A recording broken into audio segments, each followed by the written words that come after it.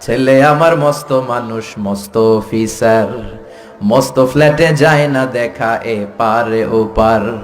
নানান রকম জিনিস আর আসবাব দামি দামি, সবচেয়ে কম দামি ছিলাম একে মাত্র আমি।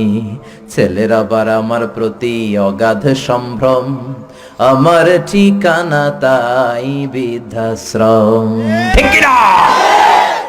এজন্য আল্লাহ ডেকে বললেন, খবরদার, বাবা মারে বৃদ্ধাশ্রমে রেখে এসো না।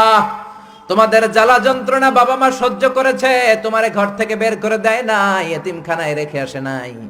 এজন্য বাবা মা যদি ঘরের মধ্যে পেশাব করে পায়খানা করে পরিষ্কার করবা, তাহলে তোমার জীবনটারে উজালা করে দিবে কে? আল্লাহ। বৃদ্ধাশ্রমে রেখে আসা যাবে?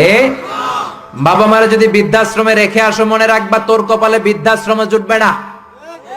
তুমি যদি বাবা মারে বৃদ্ধাশ্রমে রেখে আসো, তুমি বয়স্ক হলে তোমার কপালে বৃদ্ধাশ্রম নাই। ঠিক কি না? ভাঙ্গা থালা হাতে নিয়ে তুমি রাস্তায় ভিক্ষা